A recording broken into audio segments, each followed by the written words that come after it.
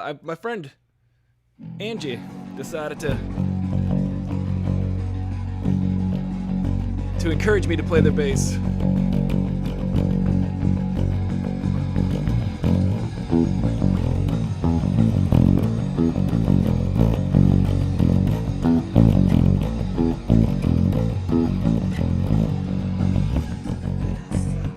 Welcome everybody. I'm Aristotle Full Throttle, and we're going full throttle today. I don't know how the bass sounds because I can't hear it. I'm just playing it.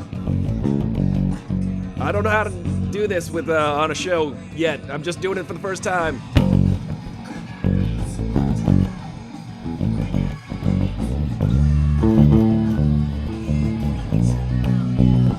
I don't know.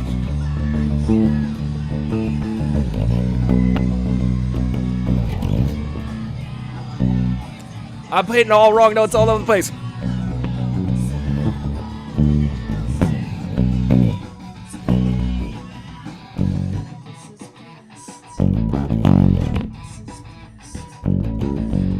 I don't know how loud it sounds for you,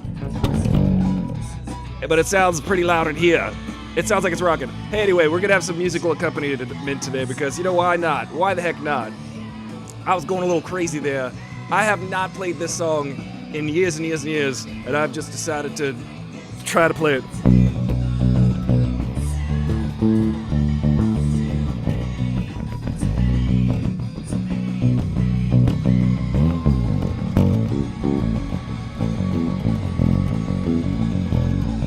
Wrong notes.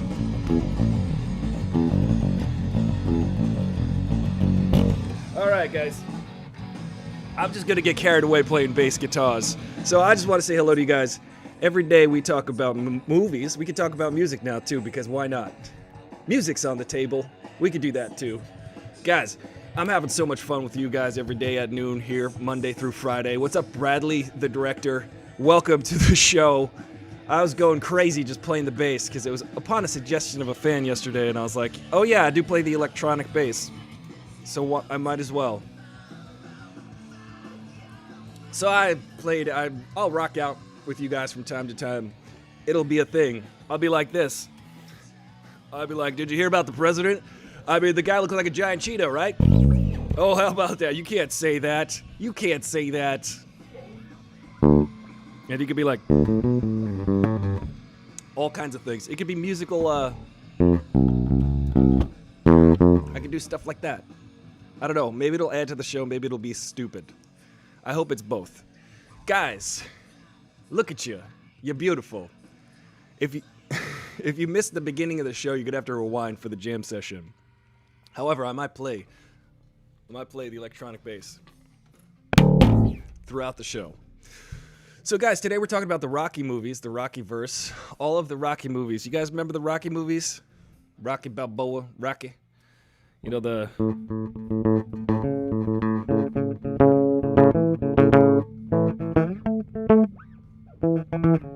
I don't know how it goes.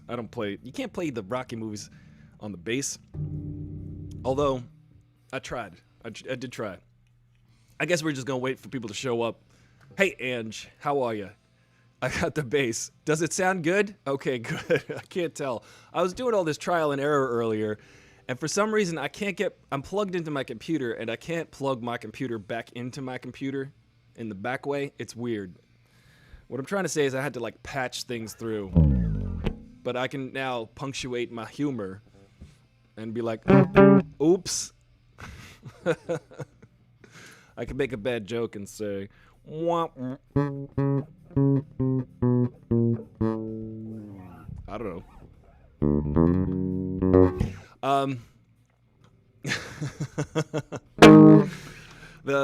I do have a shelf in which you can place all of your panties, ladies and gentlemen, if you are so inclined. I'm Aristotle Full Throttle. We have a show here called Aristotle Full Throttle. We have a Discord. I'll send out the Discord link. I'll throw it in the comments periodically. I'm gonna train up my stream elements I'm gonna teach it to throw in the Discord link throughout the show so that people can hop on, guys. I gotta remember how to play the song. I don't remember how to play the song. I just wrote it. You just write things and then you forget about them. That's why you write them down.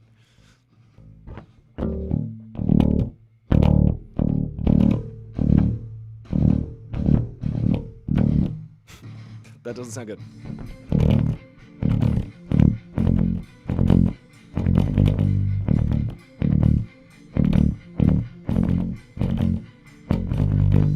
Anyway, you get funky. We can all get funky. What's up, Cody Land? Get funky with us here today. Rapper's Delight. The bass in Rapper's Delight is pretty good. I'd have to sit down and work it out, but it's like I don't know how it goes, but it's funky. It is a funky one. Yeah, the Rocky movies. Let's see. Angelo says, so about the Rocky movies and who your dad is. This is Carl Withers. Today we're talking about the Rocky movies. I am being bombarded with questions about the Rocky movies. He really got into them again in the 90s and signed me up for boxing. So Angelo, you don't want to mess with Angelo. She will knock you out. She will give you a punch to the face or perhaps the neck area. The facial or neckle area might be a vulnerable spot for Angelo to punch you. I used to have a heavy bag in my garage growing up, and that was fun. I used to punch it, as you do with a heavy bag. But welcome, ladies and gentlemen. Welcome, everybody. Let's see. You had your first official fight, and you saw get hit in the face. Oh, no, Ange. We don't want to see you get hit in the face. We want to see you hitting others in the face and avoiding getting hit in the face. How did it feel when the first time you got punched in the face? That's something that we all should talk about. Hello, everybody. I'm Aristotle Full Throttle. Today we're talking about what it feels like to get punched in the face. And also, we've got a bass guitar here, too. Upon Ange's suggestion yesterday, I worked it out. I plugged in the things. I fixed it up. I got it all working. It's great. It's been a minute for a Rocky, hasn't it? We've had the Creed movies, though. The Creed movies were about a couple years ago, 2-3 years ago. There was the last Creed movie, Creed 2. Now, Creed 2, remember, it's called Creed 2, Rocky 7.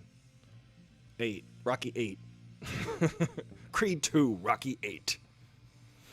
The Rocky movies were very simple. They just had a number next to it, a Roman numeral, if you will. And I always thought, thank you, Lori3040, for showing up, too. I appreciate you.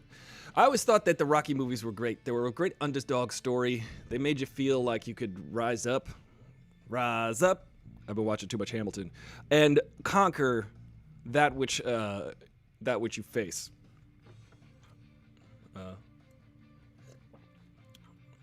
It didn't hurt as much as you thought. I guess because the padded gloves help. The bass sounds good? Okay, cool. How about that? You could say stuff and you could actually punctuate it now. Say it with the bass. You could just say like, man, oh man, you know that Mike Pence, he's a dunce, isn't he? Yeah, it's fun.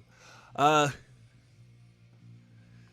do like boxing. I think it's a fun sport. I think it's an interesting sport.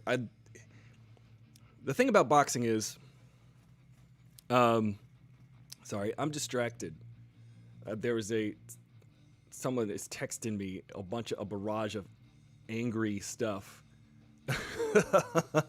They're very angry. I don't understand. Oh, wow. Guys, have you ever gotten into a fight with anybody? I'm like not even in a serious fight. This person is lashing out at me. And it's very unhealthy. I don't support. I support communication and being clear and not manipulating people. And I'm in a position of being manipulated. I'm going to be honest with you, and it's not fun. I don't like it. I don't like the feeling. And I said, I'm not going to play this game, and that's what I'm going to do. So I'm going to try to clear my mind and be present with you guys here today, and try to be real, be a real person, because that's what that's what I'd like this show to be for everyone, to be like honest and real. Yeah, it has been a rocky bit. I was gonna say. I didn't do anything, Condyland. I keep calling you Codyland, I think. Condyland.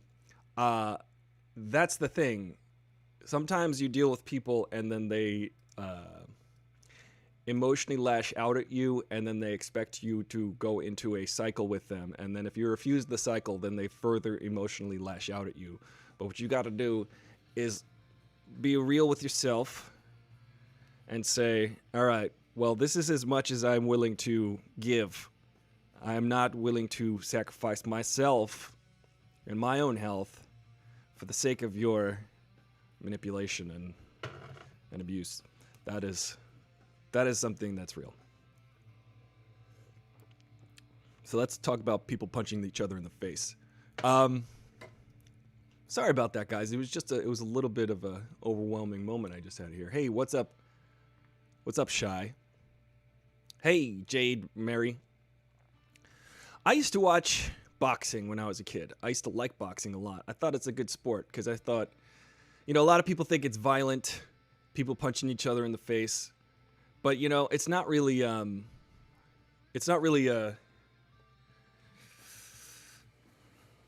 clearing my head. I don't hate boxing. UFC is kind of like, look at me trying to get back in the game here. Good noon, Shy.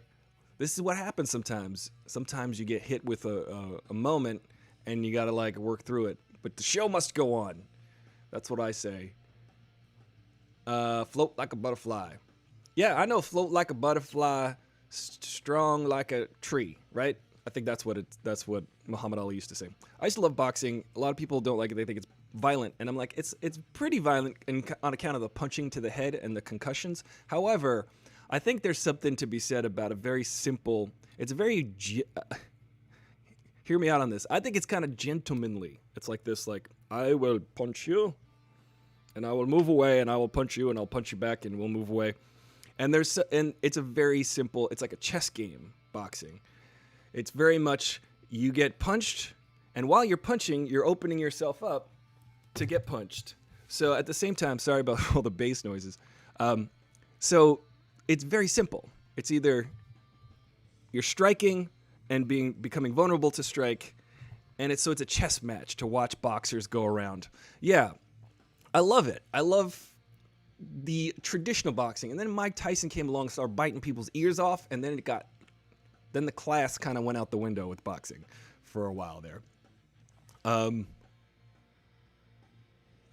The UFC feels very violent for violence sake. A lot of the mixed martial arts stuff, the MMA and the UFC, to me it does. I know a lot of my friends would love to watch it, but some of the times they're breaking arms and stuff, and I'm like, I don't need to be watching someone get injured.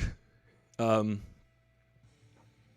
Holyfield Tyson fights were pretty intense, but I do remember the Tyson fights before that were actually pretty spectacular.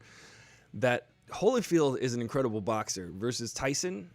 So when I talk about the chess match, when you watch Holyfield play or box back in the day, that dude could he was a chess player in the ring. It didn't matter who his opponent was. He would learn his opponent and then play that opponent. So when Mike Tyson seemed completely unstoppable, when he did, there was a time where Mike Tyson was just this freight train. He was an unstoppable force. He was the juggernaut, B.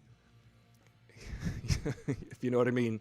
He was a juggernaut of a boxer, and he seemed unbeatable.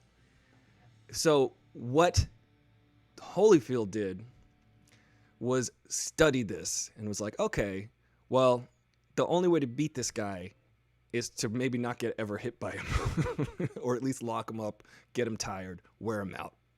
Because Tyson can knock you out in 90 seconds. He had many 90-second long fights where he knocked people the F out.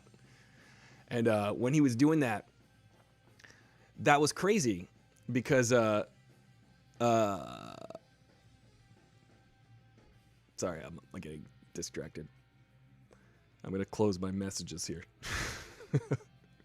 He would Holyfield would get in the ring and then take apart his opponent methodically and strategically, and a lot of people were like, well, that's good, he's kind of boring. He's not boring. He wants to win. He actually wants to beat Tyson. Tyson's gonna swing and try to catch you with a really hard punch, and Holyfield's gonna say, no, you can try that all day, I'm gonna outmatch you. I'm gonna be a better boxer than you, Mike Tyson. Because you know what, it's a big debate. Who's a better boxer, Mike Tyson or Holyfield? I would argue that Mike Tyson is a better fighter, and Evander Holyfield is a better boxer. He's probably the best boxer ever. That's my opinion, because he played it like a chess match. He could get in there, he could take you apart, figure you out, re-strategize halfway through the match. It's pretty cool. It was a pretty cool thing to watch. Yeah, he was very strategic. And deaf in one ear now. I'm kidding. He could probably hear. I like that Holyfield just keeps that chunk missing from his ear, because it's like a memento, a hole in his ear. It's funny because, yeah, Ange, have you seen a better fight than that since? Thank you, Shy. I will wear my movie references on my sleeve all day long. I figure if I throw enough subtle ones out there and there are enough people watching at some point, somebody somewhere will get all of them. I mean, all of them will be gotten. They will be gotten by somebody one time again. Thank you guys for joining me. This is Carl Weathers, and I was in the Rocky movies. I played Apollo Creed. Guys, what do you think of the Creed movies versus the Rocky movies? I loved the Creed movie, the first Creed. I'm in the middle. I keep pressing play on Creed 2 recently, and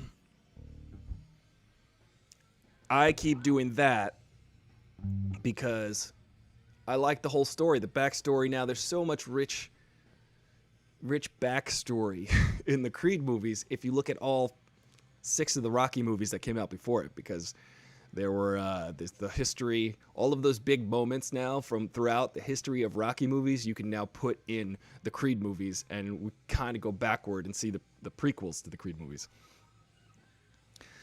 They fought since the Bite fight. I didn't see Creed. Yeah, they have fought since the Bite. I think, weren't there 3 matches between Tyson and Holyfield?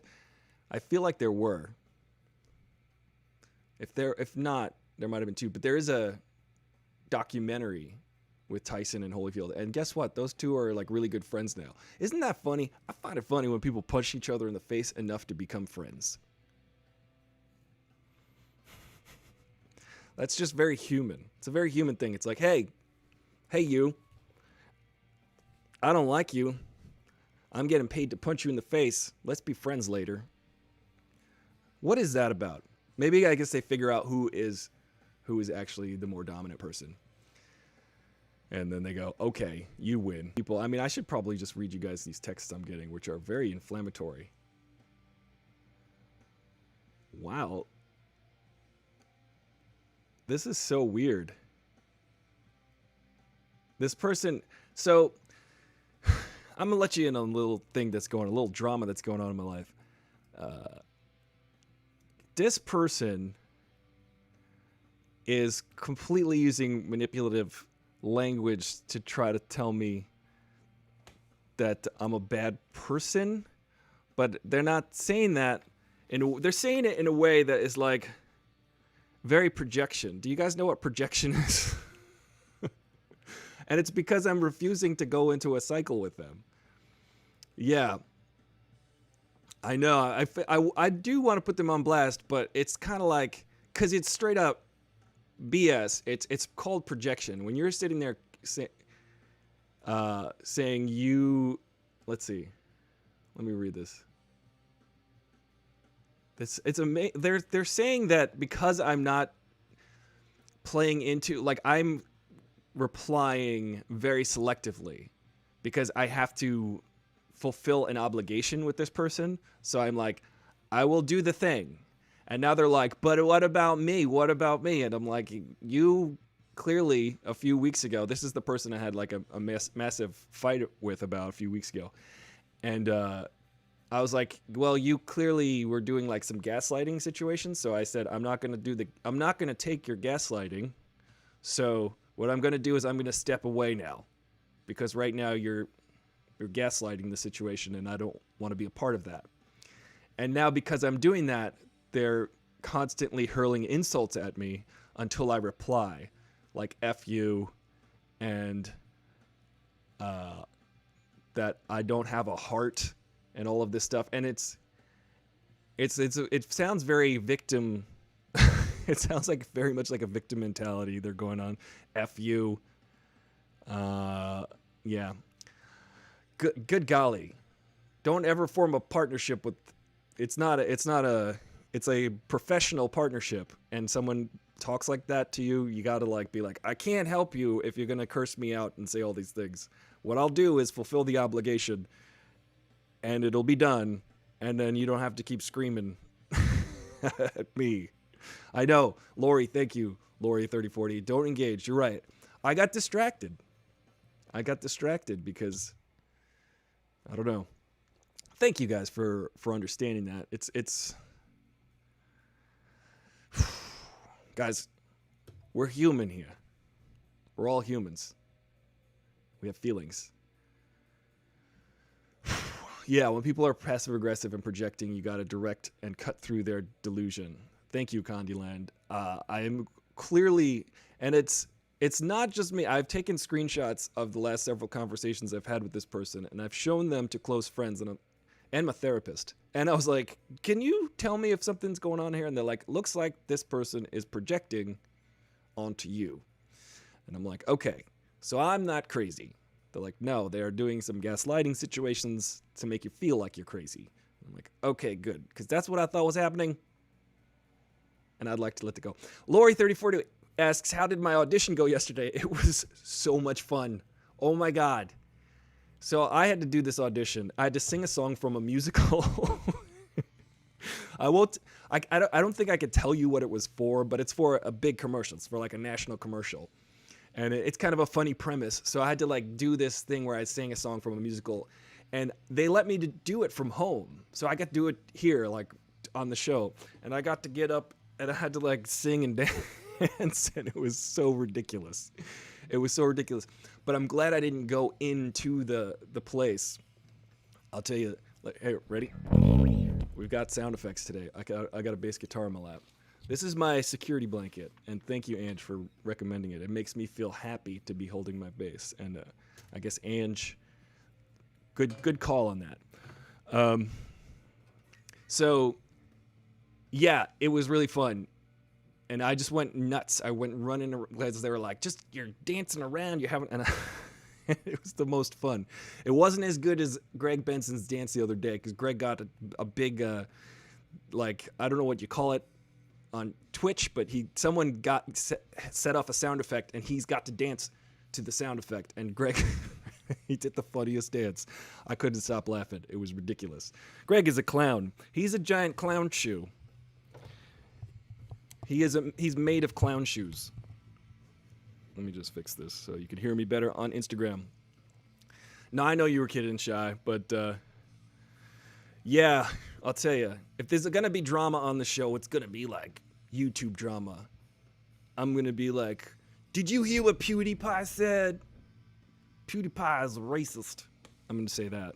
And then I'll get into a fight with PewDiePie. Not my personal life, people. But, yeah, I had so much fun doing that audition. It was ridiculous. You guys would have laughed. I can't reenact it because it was. If I were to, I'd be way too embarrassed. You have to get me in the commercial to reenact it, and then once I'm in the commercial, I don't care. I'll do it. I don't know if you guys saw that Ford commercial I was in last year, but it's similar. I had to dance around like a jackass, and I did. So it's fun. It's fun stuff. Bird. Yeah. It wasn't Mockingbird.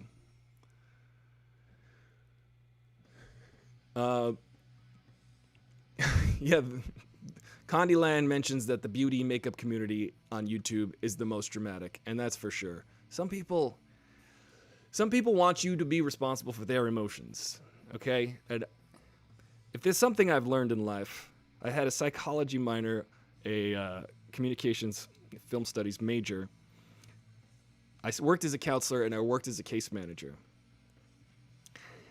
And one of the parts about growing up is to be able to recognize what are your own emotions versus what are someone else's emotions.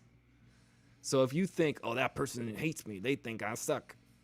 If you might be thinking that, you have to kind of step away and say, wait a second.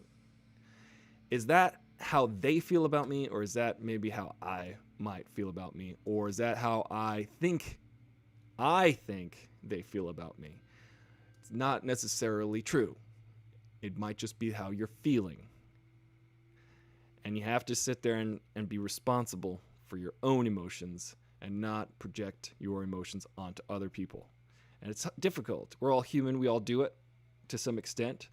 The part of the learning process is to figure out how to separate those two things and accept and own your own emotions versus projecting them onto someone else and having them take the blame for them.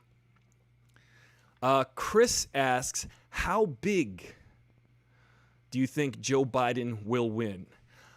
I don't know what kind of pie eating contest Joe Biden's going to join, but I think Joe Biden has a slight advantage over anybody, really. If he wants to eat blueberry pie, I think is his favorite. Key lime, though, is pretty damn good, but Joe Biden could probably chow down on a key lime pie.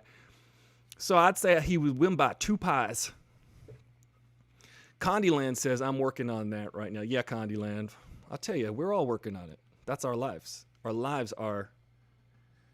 It's nonstop work in progress. You can't be like, whoop, I'm done. I've fully developed as a human being. Would you like to ask any questions? Let me tell you my life as a fully developed and emotionally mature human being.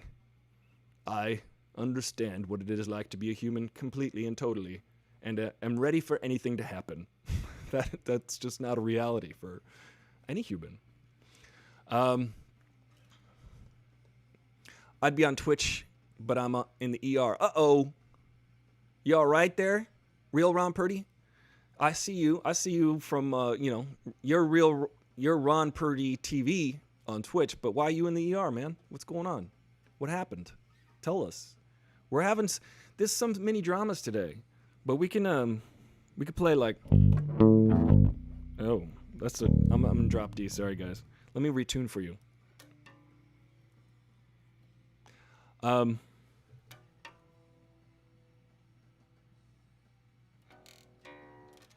Yeah, I'm sorry. Money.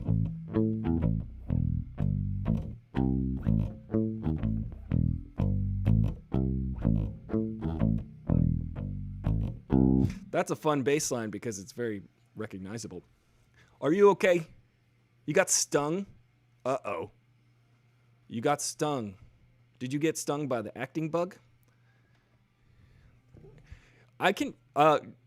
Real Ron Purdy asks whether I'm playing a Fender Jazz or Precision. Good ear, Real Ron Purdy, because guess what? I don't own either, but I do like to make my bass sound like that. But it's one of these. Ooh, there was some electrical sounds. This kind of bass is pretty versatile, but I do like those basses that you mentioned.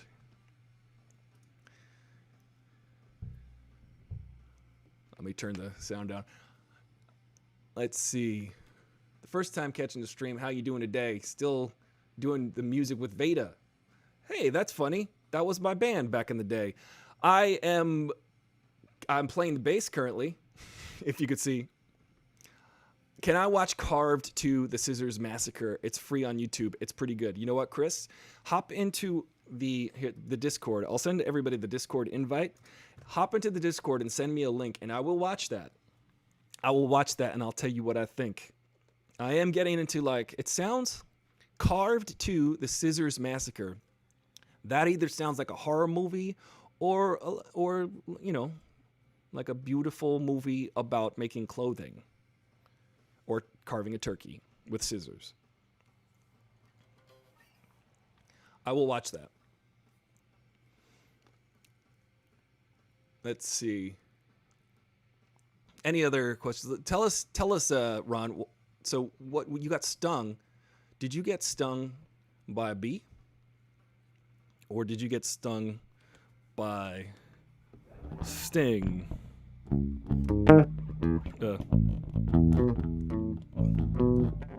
Yeah, how's it go? Yeah, that's it. Well, I can do.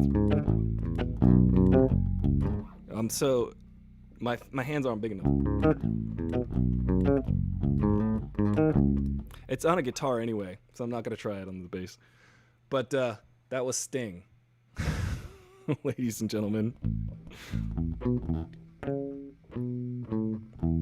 Yeah. Let me try to play that. Watch me learn. I can't do it. It's too hard on the bass. You have to spread your hand like this. I need a smaller instrument. I know it was your band, dude. I hit you up years back and asked you to play music on my channels. Oh, cool. Thanks, C8.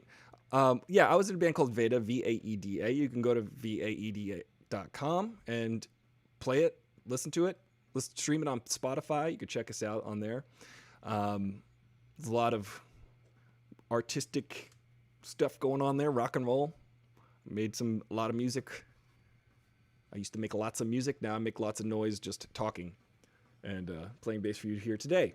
It's funny that you join us, C8, when I pulled out the bass for the first time upon Angie's recommendation, and I hope it becomes a hit. Get funky with it.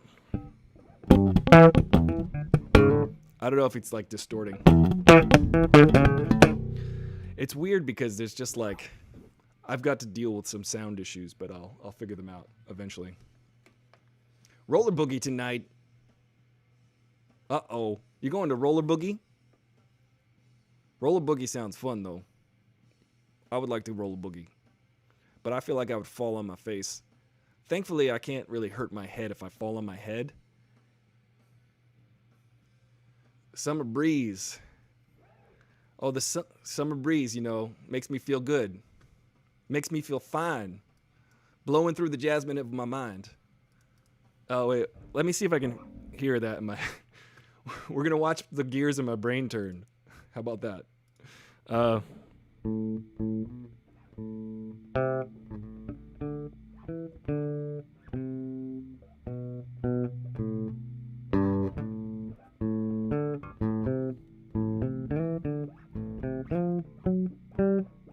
Yeah, there it is.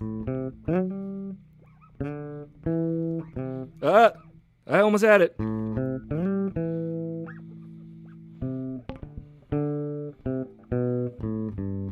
Yeah. I could do it. I could do it.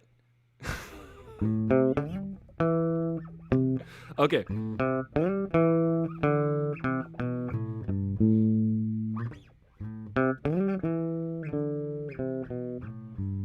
Right? Is that it? I think it is.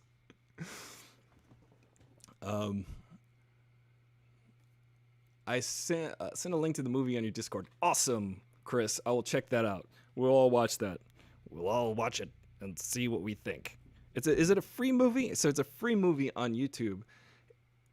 Is it? I think I've memorized it forever, Ange. Oh.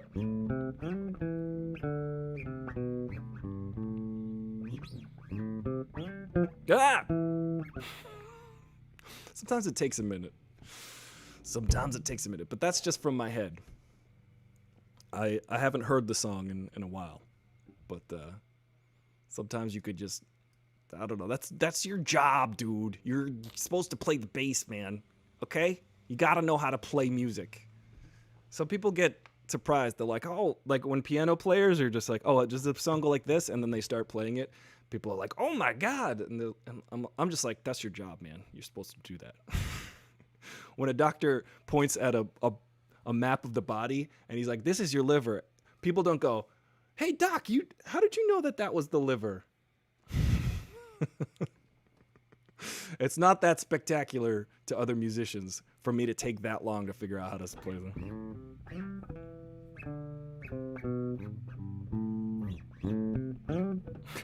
I should play in a different position. Yeah, there it goes. No, I'm not gonna try it anymore. What happens is once you play it a couple times, you have to don't not play it for like 10 minutes, because then your brain starts to form the connections and it figures it out how to store that memory.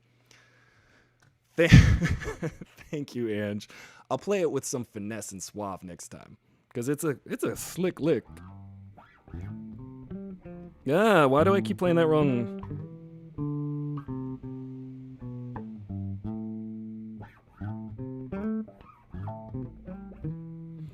It's so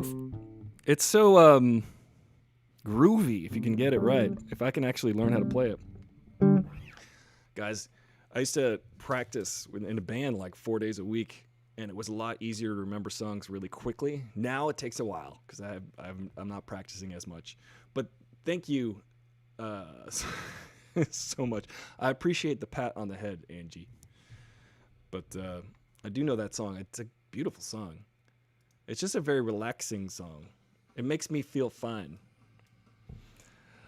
Guys, hey Tatiana, we've got the bass today. I should practice more, but it's been a while. Is this shirt's just... Oh, Hosier sampled that song. That's cool. Hosier's pretty good. He's a great musician, that guy. Irish guy, right? Like from Ireland, Irish. He talks like this. He's from Ireland. I can't do any other accents other than Baby Dr. Fauci. Guys, so what's your favorite Rocky movie? I have 8 favorite Rocky movies. Except for I have 7. I have 7 favorite Rocky movies. I don't know. I think Rocky, the first one's probably the best movie because it's a whole experience for the first time. What's his name? Alvidson directed that, and guess what he also directed? The first Rocky was directed by someone else. Sylvester Stallone wrote the movie, and he won Best Screenplay. So Oscar winner, Sylvester Stallone. And Best Picture, too. I think Rocky has 2 Oscars, if I'm not mistaken. If y'all want to check the IMDb on that. Rocky 1, Lori says, you know what? Rocky 1 is kind of hard to beat. But Rocky 4 is also very entertaining. Rocky 2 is really good too, because guess what? That's like the only one where Rocky wins all the time usually. After the first Rocky always wins, except for in Rocky Balboa. He lost. He lost again, and we were still happy that he lost. That's there was a funny thing a few years ago. Stephen Colbert was talking about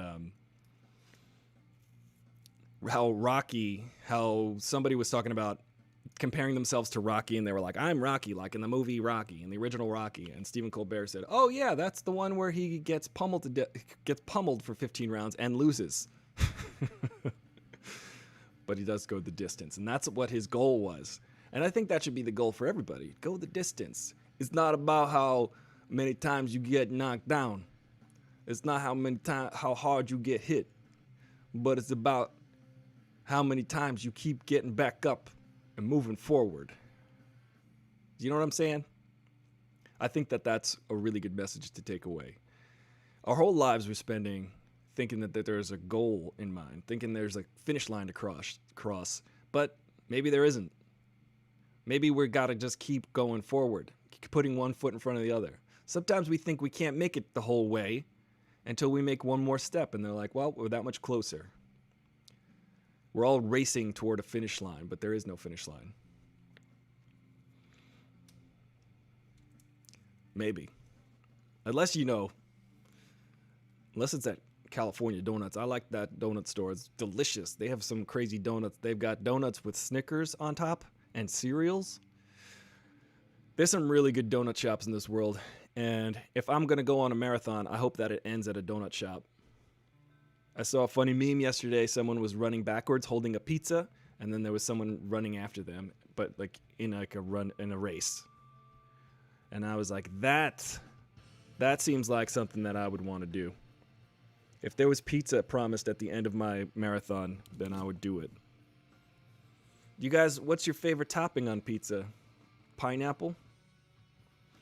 Oh yeah, and they put Snickers on top inside. They put peanut butter inside the donut, and then they crush up a Snickers. And they call it a Snickers donut. So there's like crunchy peanuts and chocolate on top with peanut butter inside. It's kind of amazing. It's kind of great. It's kind of great. Oh, Blue-Eyed Monkey, that's Tatiana. Now I know I've seen you on Twitch. And in the other ones. Let's see. Yeah, Candyland. It's interesting. People have interesting and different perspectives on the finish line. Yeah, everybody is welcome to have their own philosophy in life, and that's what I think is most important. When someone's going around telling you what you got to think, that's when I go, wait a second. I think life is all about figuring it out for yourself and going. And today, I know that I was talking about certain things, but I was like really talking about how I deal with things. The way I deal with them is I go, hey, let's just get back up and keep moving forward. But there are people, you're right, Condi, that are like, oh, I can't wait till I die. They spend their whole life going, as soon as I spend my entire life not doing anything that I actually desire, I'm going to be dead, and then I'll be happy about it. That seems like a way to me, from my perspective, it seems like a way to control people and subjugate them. Say, hey, you guys, it's all going to be great at the end of the line. Just don't do anything that I would do. That's what the people in power say. You know, the people in power go, listen, I've got all the money. I've got all the power. I literally do anything I want because I'm a rich person. I'm a rich person in the world. I'm part of the 1/10 of 1%. The 1/10 of 1%. This group of people go, I will debauch. I will do anything I want. But then I will say publicly, I am a good man. I'm a good Christian man. They'll say something like that, you know? And then they'll go back and then they'll cheat on their wife, or they'll do everything that they speak out against, and they'll get caught doing the things that they speak out against. But as long as they project an image of being good instead of being frail, having frailties like a human does, they kind of go out there and they're like, don't do as I do. I will pretend to be some way. Yeah, I can wait. I can wait till death. I hope to have a few more donuts before I die. They got crazy. Pineapple on pizza. Yeah, see, Tatiana, I'm with you. I mean, anybody can put whatever they want on a pizza, but, you know, except if you're putting pineapple on your pizza, you're fired.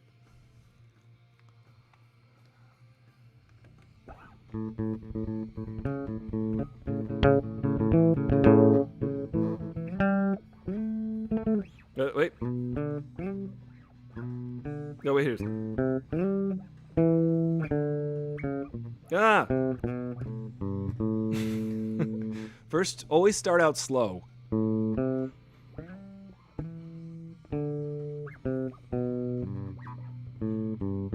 I'll get it. By the end of the show, we'll be singing the whole song together like the Isley Brothers. We'll be dancing and playing, and we'll be going like.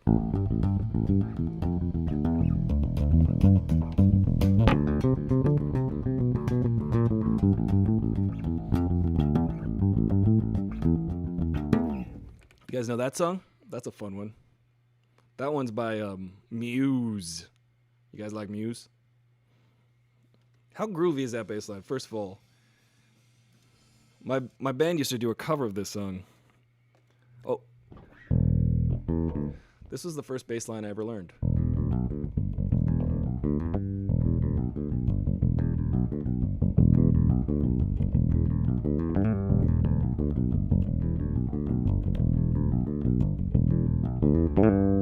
Do you guys know that one?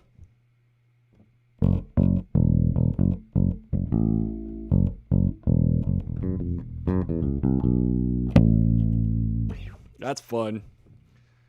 Those are the songs you learn when you're a kid, and they're like, these songs are played with 5 notes. Don't be afraid. That song brings you back to your childhood. I'll set up a P.O. box and for panties, okay? We'll set up a P.O. box for that. Cece's Pizza. Oh my God, Cece's Pizza. All you can eat buffet. Candyland. Let me tell you a story about being a musician on the road. Okay?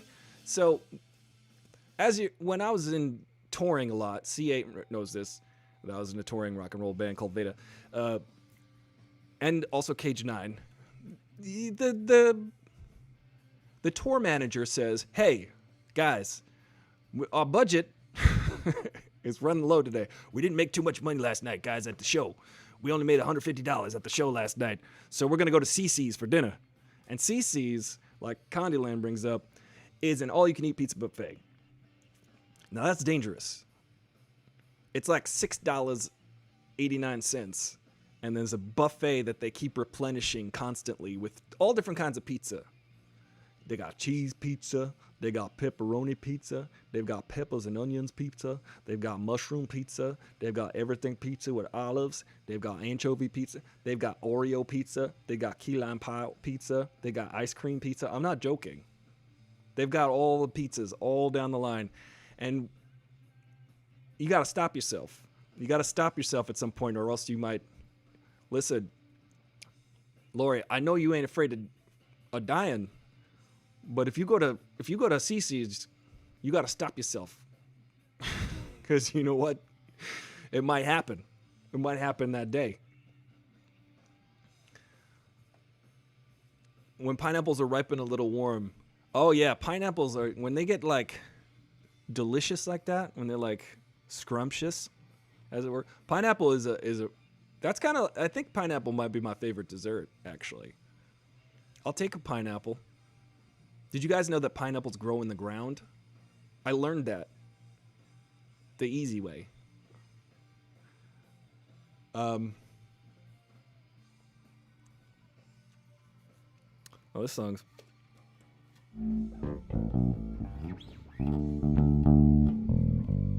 Sorry, I'm playing along with this song. I get distracted. What happens is if I have a bass in my lap, I have the attention span of a gnat. A Nat King Cole. Guys, all 11 of you, I'm happy to see that we're, 12, 13 of you. We're all here today. We're talking about Rocky. We talk every day about movies, and now it's going to be music too. We'll talk about music. And we talk about pizza and pineapple and your opinion on it. Sometimes Chris brings up Joe Biden. Also, Lori says, I've overeaten at Cece's. Hey, Lori, guess what? We all in that club. It's hard because what happens is you see all the pizzas and you would like, and I'm like, I would like to try every single pizza. The problem is there are 37 pizzas. So that's 37 slices of pizza, which is not really a good human amount of food to be eating. But what happens is it's like you just keep eating the pizza because it's there. They don't stop you. There's nobody there. There needs to be someone at CC. CC themselves has to come over and be like, listen, guys, I noticed that you've had 15 slices of pizza. I think it's time for you to go home. I'm CC. Carl Weathers should be there like, what are you guys trying to do? What is this pizza? What, you put pineapple on your pizza? Let me knock that pizza out your hand. And he should like punch the pizza into your face. Grilled pineapple with pepper is amazing. I've never tried that, but I would like that. I would like that. Yeah, Domino's. The thing about it is I'm from New York and I'm very picky with pizza because I'm from New York, and when you taste the greatest pizza in the world, and it's just every Friday growing up, you order a pizza, it comes to your house, and it tastes great because you like, I like pizza, I could eat pizza every day. And then you go out of New York, and then people are eating like bread with cheese and tomato sauce on it, and they're like, this pizza is great. And you're from New York, you're like, wait, this is what you guys call pizza? Did you reconstruct this just from a photograph of a slice of pizza? Yeah. We should have a live stream movie night, guys. Chris, you got all the ideas.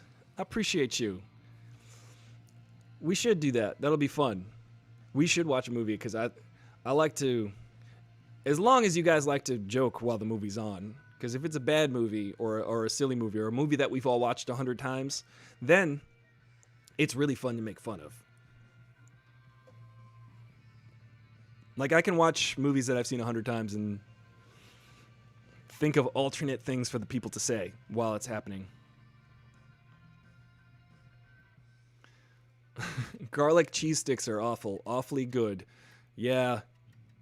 One time I went to the Olive Garden. One time. I never went back. Because, again, New York, there's a lot of good Italian food, Italian-American food. It's just smothered with cheese and butter and oil and pepper and cheese and also butter with oil and pasta. And cheese. There's so much. It's so rich. In LA, I feel like people are very health conscious here in a lot of ways. So when you go to an Italian restaurant, they put one little bit of cheese on it. In New York, you gotta like pull the pasta out of the cheese. You gotta put your foot on the side of the plate and eat that's how you have to eat the cheese. It's so good. Yeah, they've got at the Olive Garden, they've got unlimited breadsticks, so that's what they've got going for them. I wonder what happens to all those unlimited breadsticks if Olive Garden goes out of business. What are they going to do with the infinity breadsticks? They could feed the world. Oh my God. Somebody get Olive Garden on the phone. They can feed the world, can't they? Olive Garden holding out on the breadsticks. Meanwhile, there's other places on Earth that could be eating these breadsticks. Do the breadsticks ever go bad?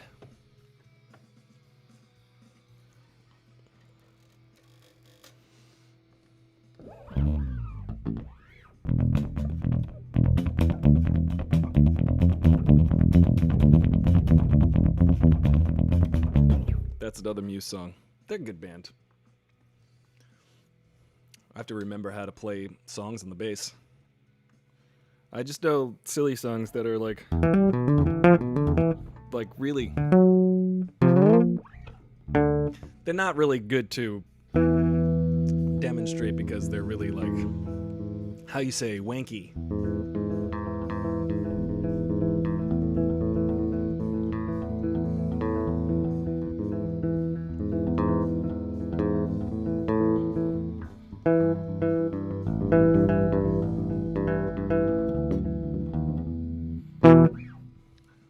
Musical interlude. Yeah, I feel like the breadsticks. I had a friend growing up. He worked at McDonald's, and at the end of the night, he would bring like over to a party. He'd bring a sack of hamburgers and cheeseburgers from McDonald's at the end of the night because they would they'd toss them, and you'd gorge yourself on these McDonald's hamburgers and cheeseburgers, right?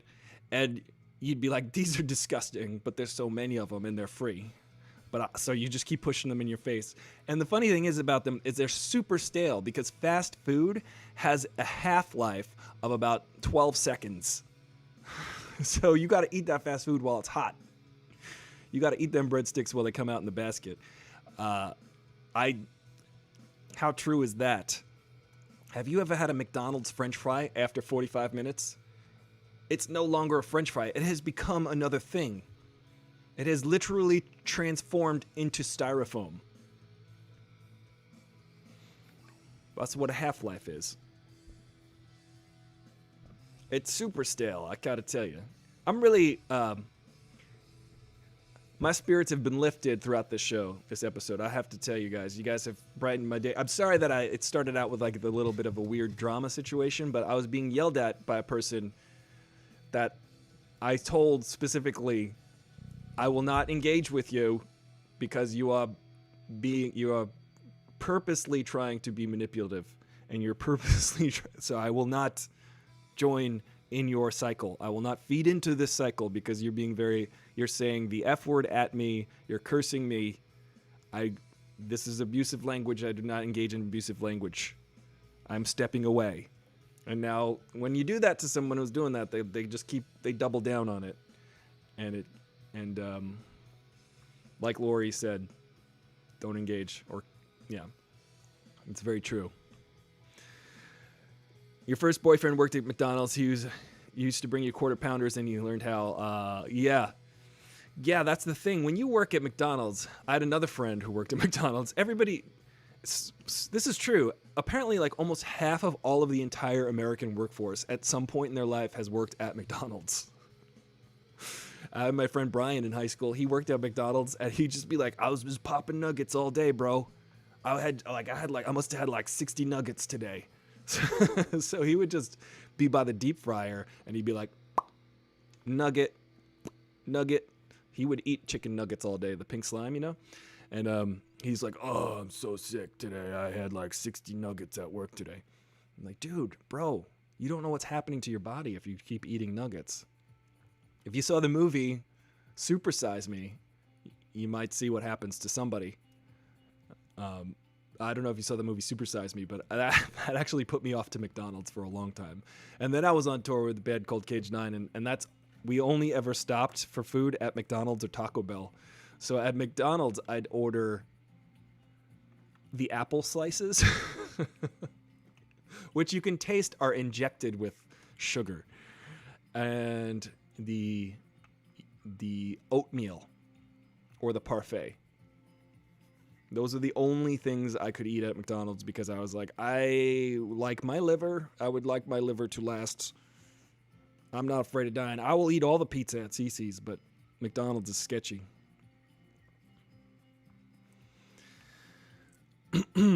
Yes, Tatiana, you did miss a little bit of the drama. I mean, I wish I can.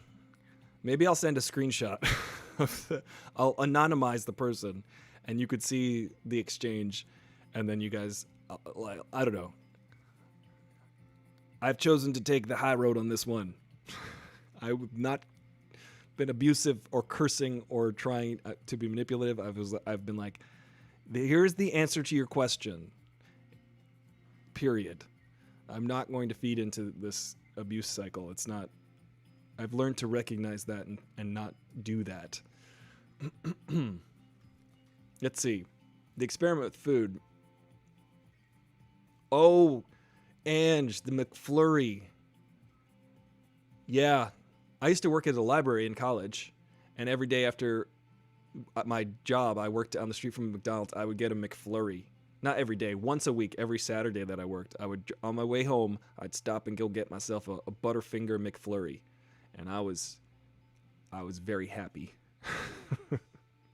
I was also, I was a college student, so you could just eat anything you want in college. Doesn't matter. But that was like my job, my Saturday gig at the library, and then I'd go to McDonald's and eat a McFlurry for lunch. Fathead had a response to Supersize Me. Yeah, Candyland, that's true. There were it was very, what's his name? The direct guy who's been eating Big Mac. We've got 1 minute left on Instagram if you guys want to jump over to Twitch. Twitch.tv/Aristotle Full Throttle. There is a guy for like the last 40 years has eaten, I think he's eaten a Big Mac every day for 40 years. And he's fine. They've tested his cholesterol. They've tested his everything. It's a lot of it's genetics. A lot of it's portion control. If you eat if your only source of nourishment is one Big Mac every day, instead of eating like 3 meals a day, I'm sure one Big Mac has enough nourishment. Definitely got enough fat and protein, I'm sure, to keep you alive for the next day. But if you eat breakfast, lunch, and dinner, like the guy from Supersize Me, your liver might turn fatty. Yeah, the M&M McFlurry. Sometimes I'd say put a little bit. Here's a little thing for you guys on Instagram. In Canada, this is an amazing thing. Around Easter time, they have a Cadbury Egg McFlurry. They don't do that here, though. So I want to just bring my own Cadbury egg to McDonald's and be like, yo, throw this in a McFlurry. Go put it in a machine. I got my own Cadbury eggs. Oh, Instagram fails us again. I can't save today's show on Instagram because it failed right at the last second. I did not see Steelbooks.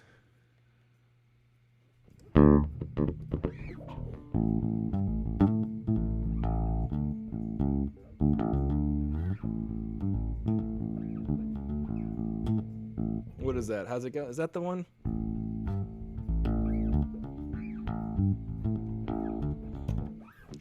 Sweet emotion. There's a YouTube video of a man ordering a shake cone and machine is down. He pretended to be a repairman to fix it. They never had a clue. What? That's funny. Yeah, I should go into like yogurt land and be like, hey, I am the official yogurt land machine fixer, and then just put my mouth underneath the yogurt faucet. Be like, no, this is how we test the yogurt machine.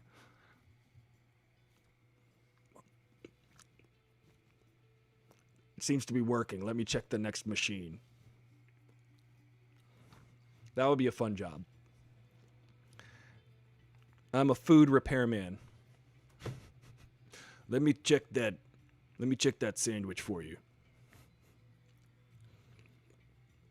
It seems to be in working order. I'll be over here with the spaghetti. That'd be a fun job.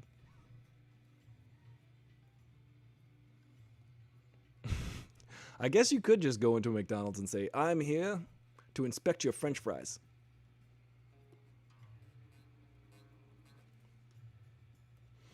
Oh, yeah, I bet. You know, I love making a good shake. Sometimes it's hard to make a good shake. You got to pick the right ice cream. One time I picked one of those cheaper ice creams to make, I think we were making mudslides. And I picked a cheaper ice cream to put in the mudslide. And the mudslide turned into like a gelatinous jelly. It didn't move. It didn't go up the straw. It didn't. You could turn the cup upside down and it was just like a jelly. So there's certain preservatives and things that they put in those things that you're like, I don't know if this is healthy.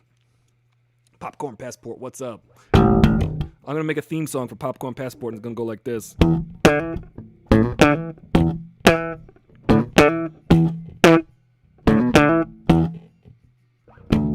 Thank you. Welcome, Popcorn Passport. That was your theme song. Copyright 2020. Copyright the worst year ever. Listen, we're halfway through 2020, and I think we can make it all the way. I think we can. I have to check out registers to make sure that money works outside the building. Oh, yeah, cookout. You know what, Lori? You know what I would love to do with y'all? We should all plan it. When we could do this again, we should have a cookout. We should have a massive cookout where we all hang out and we eat and we talk about pizza and we grill up some pineapple, put some pepper on it. I do like grilled vegetables, and I don't know about, I mean, I guess pineapple's a fruit. Oh, the funky music, yeah. I don't know how that one goes. Lay down and boogie and play that funky music till you die. Until you dine. That's going to be our song. Lay down. What was you going to do to that funky boogie? Roller boogie. Lay down, roller boogie, and play that funky breadstick till you dine. Let's see. Yeah, we should all... That'll be the goal. 1 year from today, we shall all meet in Antarctica. No, we should meet boiled crawfish. Well, then we'd have to go to New Orleans. New Orleans is one of my favorite cities. And you're lucky to live there. You're lucky to live there. I mean, I feel envious of you for living there. You might be like, I'm over it. But I love New Orleans. It's the vibe, the music, the people, the feeling, the realness of it. All the smells in the streets of the food, the sounds in the streets, the music. It's just a beautiful place. It is the most, I feel like it's the OG cultural center of the United States. It feels like there's history there. You feel like you're part of a culture. It's so good.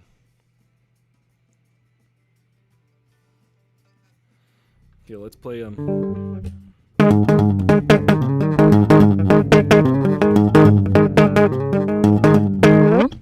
That's a band called Primus.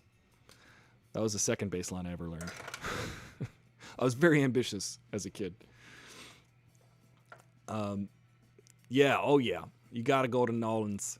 You got to go to New Orleans, everybody. Anyone on earth has to pass through and eat a beignet. And you got the secret. You got the inside tip. Where's the best place to get a beignet? Because I go downtown. I go to the place where everybody goes. But I don't think... I feel like that's the most touristy place to get a beignet. But there's got to be like a secret backwoods. Because every city has the thing that they're known for. New York might be known for having good pizza. But people are like, oh, you've got to go to such and such place. And then you go there, like Ray's Pizza or something, and then there's a long line around the corner, and you're like, wait a minute. I don't think this is the best pizza. I think this is where tourists go to pay for pizza. But for me, I'll know where to go in New York. I'll go, no, if it says $2 slices and they're selling it out of the back of a pickup truck, that's how you know it's good. One of the greatest barbecues I've ever had. Now, I joked about Alabama not being necessarily the center of cultural tolerance. Alabama perhaps isn't the center of cultural tolerance or racial tolerance in the United States. However, we were driving down the road one time in my band, and we saw these dudes, right? And they had like I guess an old oil tank. It was this structure that was like halfway in the ground. And if y'all are from the South, you might recognize this very commonly. Me, being a damn Yank, did not know that this was a thing that people did in the South. They do like a cookout, and they cook things underground. They smoke things in the ground. And these two guys, there might have been 4 teeth between the two of them, but they were the nicest guys ever. And we pulled our van over to the side of the road, and these dudes had this little like rickety shop, and they were like, why don't you go? We got pork, we got this. They were so excited. So what we did is we just bought so much meat. This is when I ate meat. And we bought all the barbecue, and these dudes put so much love into this food, and it was some of the greatest food I ever ate. And we actually, I'm not sure if this was Arkansas or Alabama. It was one of the A states. And then we went to one of the first sites of integration in the United States. So it might have been Birmingham, Alabama. And one of the first integrated schools in the country. We went there, my band and I, and we sat on the front steps of that school, just recognizing, looking around at that school going, wow, 50 years ago, this school was not allowed to be integrated. And now here we are, eating the best barbecue of our lives, sitting on the steps of that. I'm coughing. I'm not necessarily getting choked up, but if this is working as me being choked up for you, then we'll go with it. But no, it was very emotional though, because we were just hanging out there eating these ribs, going, "Wow, do that." I couldn't sit on the front steps of that school. It was really cool, and the food was good. It's like stopping Jamaican on the side of the road. Yes, Lori, it was very much like that. Later, Popcorn Passport. Here go your. That's Popcorn Passport's exit music.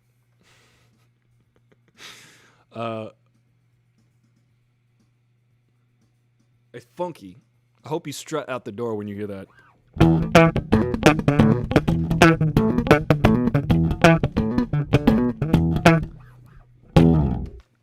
Bye, Popcorn Passport. See you on the other side. See you. Hey, guys, I might not be back on Monday. I'm going to go to the beach. I'm going to try to go to the beach on Monday. So we'll be back on Tuesday. And Tuesday, what's better than Monday? Tuesday.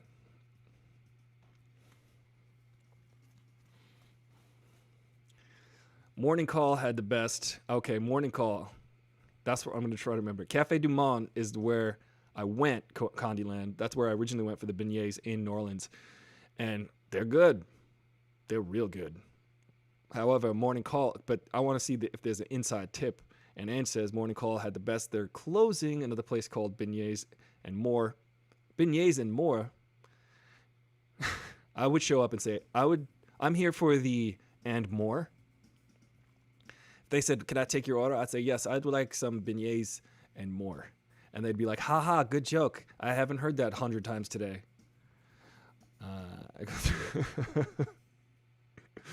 Oh, Vietnamese iced coffee. Oh, we got boba here. We have Thai teas and bobas here. That's kind of the cultural snack here. Very sugary, but I am interested in trying a Vietnamese iced tea. A Vietnamese iced tea. You never seen a beach yet, Ange? Uh-oh. Wow. You got to get to the beach. Maybe we'll have a beach hangout. Maybe we'll all hang out at the beach. That's where we'll meet up, have a cookout. We'll come down to I thought New Orleans was, if you take the river down, you can go to the beach.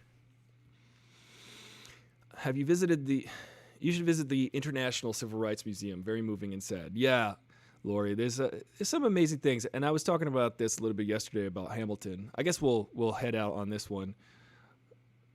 I'll head out on this. I'll leave y'all to a wonderful weekend. I hope that you guys have a fantastic, relaxing time doing what you got to do, being with who you got to be with, and enjoying it, even if that person is yourself. But I was watching Hamilton a lot this week, and it's been really moving to me. It's been really touching because I was thinking about how Lin-Manuel Miranda grew up in Washington Heights and created this play, and for the whole world to see. And the cast is very diverse, and people are like, wow, this is a very diverse cast. And this cast is representing a lot of European Americans from 240 years ago, 250 years ago. And it's interesting to see that representation on stage of the origins of America. And I was saying how Lin-Manuel Miranda grew up in Washington Heights. So when he was putting on plays as a kid, this is what the cast would have looked like if he put on a play about the American Revolution. It would look just like it does now in Hamilton because of the diversity of where he grew up. So it's really interesting when I watch Hamilton and say, and it's been weirdly moving, and it's funny that that this had to come in the form of Hamilton for me, but I look at that play and I say, look, I could see myself in this show. I could see myself as a part of America. Just watching this, I could be proud of the ideas that were formed at this time in American history. I can be proud of that. I can be proud to be an American and feel included. Because my whole life, I have felt on some level that there's America, and then there's America for minorities, like people of color, black people and brown people. There's America, and then there's black and brown America. And I don't think that that's the way we should be thinking about it. I think that we should think of America as everyone is deserving of the same treatment. Everyone is deserving of the same rights. Everyone is deserving of the American dream that was started by folks like Madison and Hamilton and Lafayette and Thomas Jefferson. And they were flawed individuals, and it's very apparent in the show that they were flawed individuals. And it's interesting to me to feel a connection to my country in a real, tangible way now. And I think, I'm like, good on you, Lin-Manuel. I see what you did there. It's actually affected me in a way that I didn't expect at all. And this is all obviously at the same time that the Black Lives Matter movement is very present in people's minds. It's very at the forefront of people's minds. So the Black Lives Matter movement and the social awareness that's happening right now, it's all kind of coming together going, you know what? This is everyone's country. Everybody wants equal treatment. Everybody wants equal claim to the origin of this country. And it's not necessarily like a claim to the origin. Obviously, there were more opportunities for people who are of European descent in the 1700s to sit around and think a little bit more on account of the labor being done by other people, black people from Africa, and also from the United States. Black people who were Americans who were enslaved, which is totally effed. They address those kinds of things a couple times in Hamilton in a very powerful way.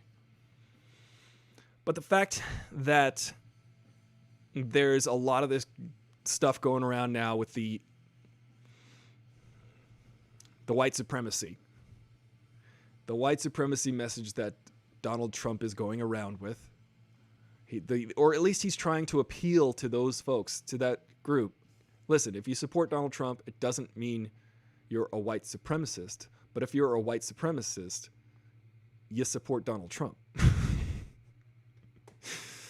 So he knows that. He knows that these are the folks, the KKK and the alt-right and the neo-Nazis and the white supremacists are people who he can appeal to, and he does. And it's sad, because that's the playbook he's playing.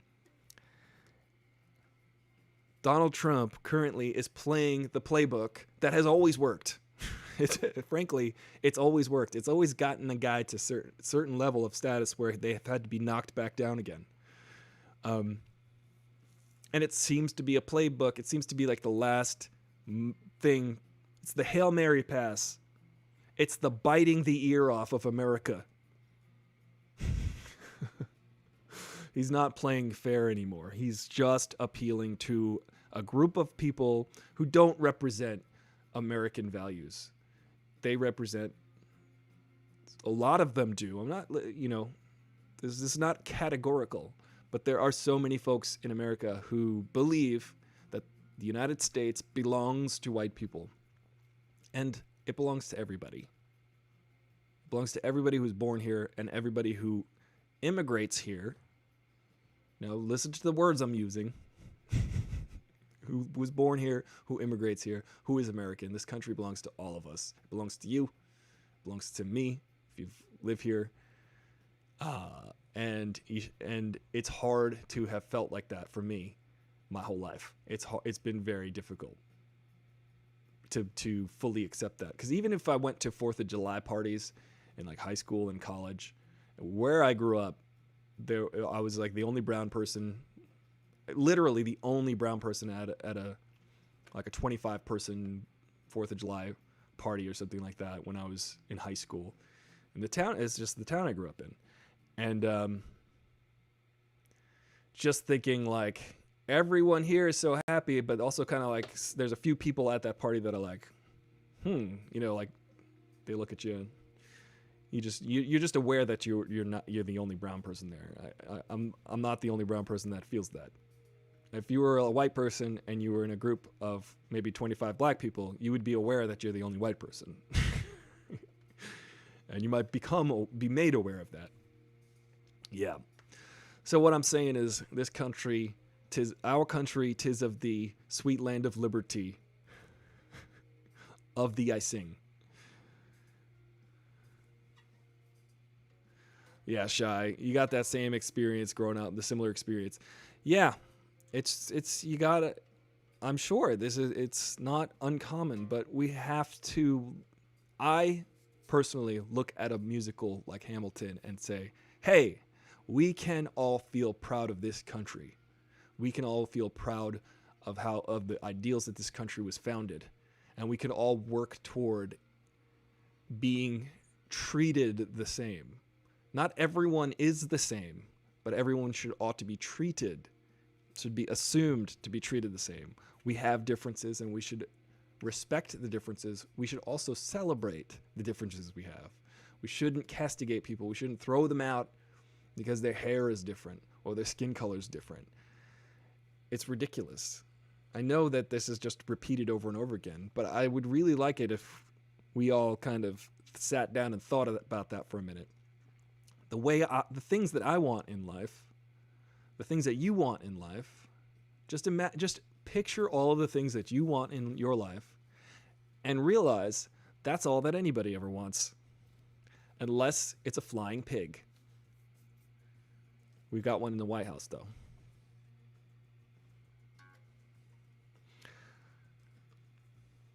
Hamilton is different when you're a person of color. Yeah, that's what Angie says. It's kind of crazy, Angie. It's true. I did not expect to be so emotionally overwhelmed like I have been, to see people who are so talented. Leslie Odom Jr., my freaking Jesus, that dude is a singer and a half. All of them are just such Philippa Sue, she plays Eliza in the play. Her voice is like the most perfect voice I've heard in years. Like perfect. I can geek out on Hamilton all day, but I don't know if that's your bag.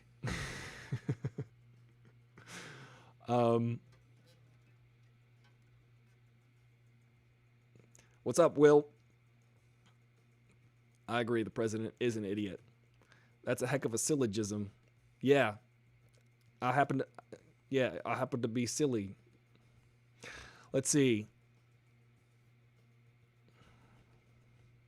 We show up with their freedom was reduced by 33%. Do you mean the 3/5 thing, Will? When slaves were freed and then granted the vote, but they were like it took 5 votes, 5 African American votes would equal 3 European American votes for a while. It's just like everybody trying to pad the system constantly.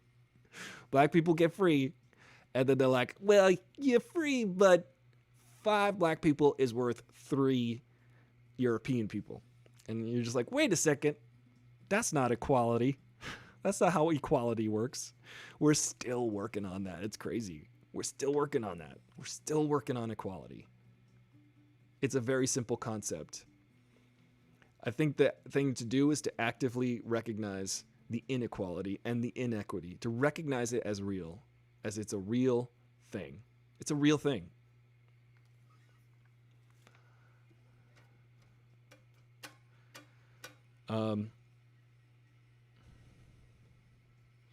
I mean, when a person of color shows up at a party and people have to temper their un-PC-ness. Yes, Will, it's very funny.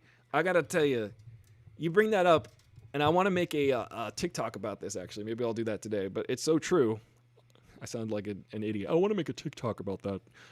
It's so true. When you're brown and you show up at a white party, there's oftentimes, not always, but I haven't felt this as much in Los Angeles. Los Angeles is a little bit more, I mean, it depends on where I go.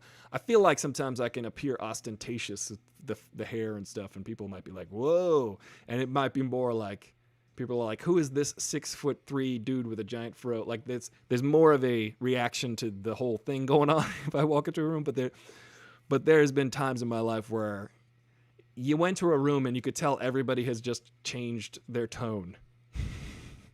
They're like, oh, well, I don't want to. I have heard people in the next room saying straight up racist stuff. And then I'll walk into the room and then they change their tone.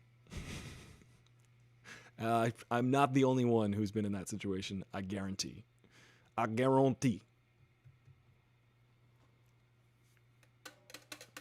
Your ID4 party experience and my college experiences.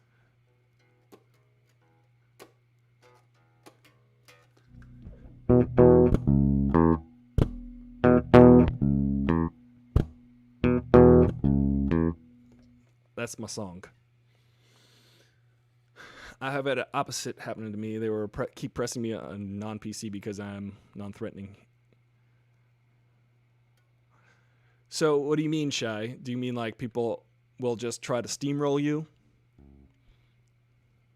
Shy's pretty cool. She's like a cool person. I know Shy. She's not only like a cool person, she is a cool person. Like the epitome of cool.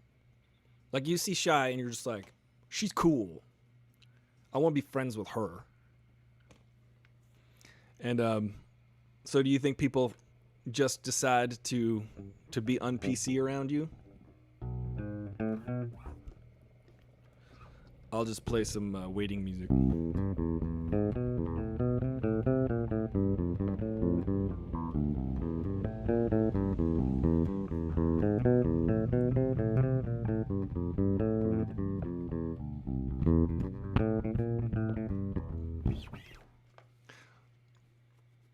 Oh, they continued the conversation and they don't even stop. Oh, wow. That's rude.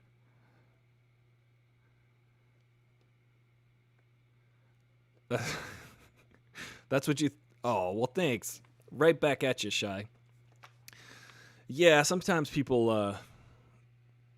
they don't realize what they're saying, or they'll just use terms that aren't like the right terms, and you got to kind of gently remind people that that's not a cool thing. Like a friend of mine was saying that he's got an in-law who says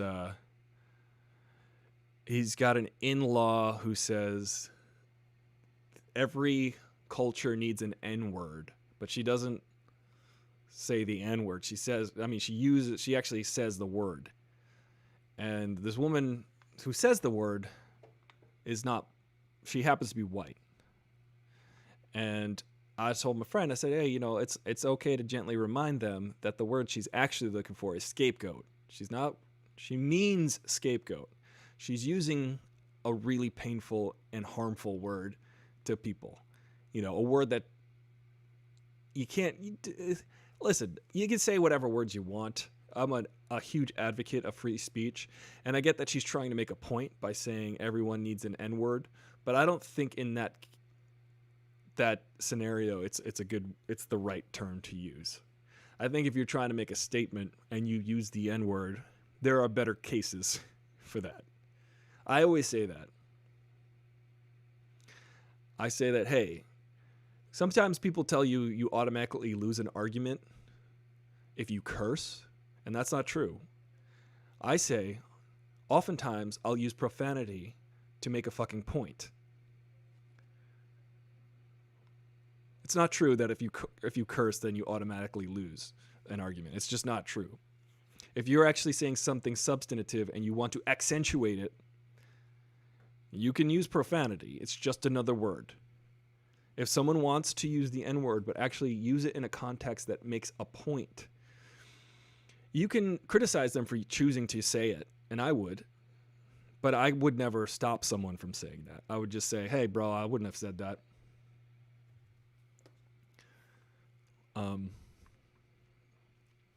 But listen to the substance of the argument. Listen to the structure of the argument. Listen to where someone's coming from.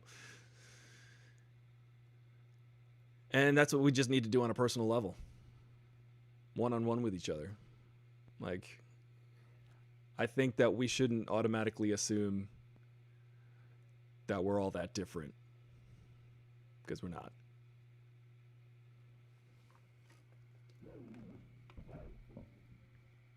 And that's all I have to say about that. Thank you guys for watching. I'm Aristotle Full Throttle. And here, let's turn this up. We're going to go out with the jam here. With the jammy jam. I got to retune.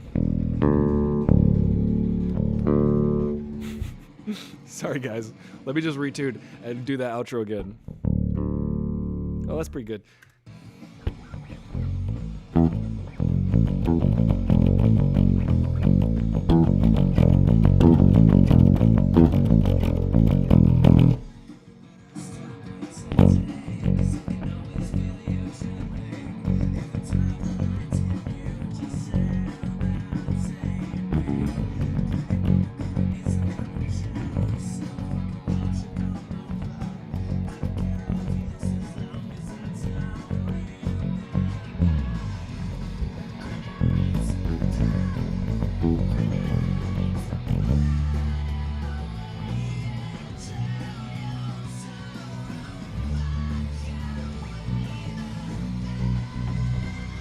I forgot how to play it. Wrong notes, wrong notes.